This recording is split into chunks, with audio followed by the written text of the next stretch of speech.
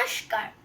আজকে আমি আপনাদের সাথে একটা কবিতা শেয়ার করব। আমার নিজের বানানো কবিতা। উদাস মন। ঘরের এক কোণায় উদাস মনে বসে আছি আমি। মা এলো, মা এসে বলল, কি রে এত উদাস মন তোর, বাইরে যাবি না? আমি বললাম, ভালো লাগছে না। মা বলল, ভালো লাগবেই বা কি করে, সারাক্ষণ এরকম ঘরে বসে থেকে এক কোণায় ফোন টিভি দেখ না, তখন বুঝবি চোখটা খারাপ হবে। যখন আমাদের সময় আমরা মাঠে গিয়ে খেলতাম, ইয়াক বড় একটা মাঠ ছিল আমাদের, সেইখানে আমরা 10 ভাই বোন মিলে একসাথে খেলতাম।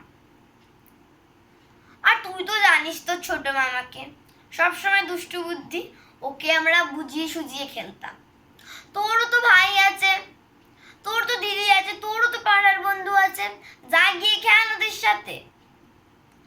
মা চলে গেল বলে এটা আমি ভাবতে থাকলাম, মা তো ঠিক কথাই বলেছে, খারাপ তো কিছু বলেনি। একটু দেখি যদি আমার উদাস মনটা একটু ভালো হয়। আমি বাইরে গিয়ে খেললাম আমার বন্ধুর সাথে, আমার একটা দিদিও ছিল পাড়ার, তার সাথে খেলার পর বাড়ি এলাম। বাড়ি এসে মা বলল, দেখ তোর উদাস মন ঠিক হয়েছে, খাবারটা খেয়ে নে। খাবার খাওয়ার পর আবার এক কোণে বসে আছে, কাঁদছি আমি।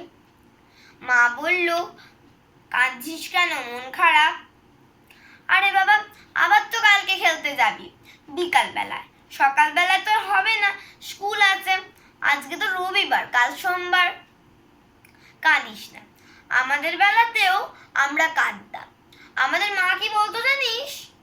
বলতো যে খেলার পরে একটা ঘন্টা পড়ে আমাদের, তখনই সেই ঘন্টাটা মানে আমাদের পড়তে বসার সময়, সন্ধেবেলা হয়ে গেছে। আমরা পড়তে বসার সময় খুব উদাস মন হতো আমাদের। কেন জানিস? কারণ আমরা বন্ধু বান্ধবদের সাথে যে খেলতাম, ওদের কথা মনে পড়তো আমার।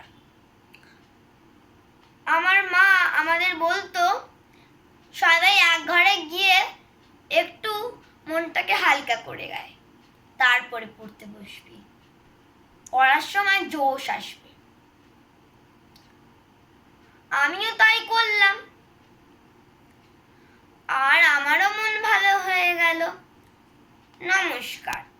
কারোর যদি মন খারাপ হয়, তাহলে এইভাবেই তোমরা মন ভালো করবে। ভিডিওটি ভালো লাগলে লাইক এন্ড সাবস্ক্রাইব করো। বাই।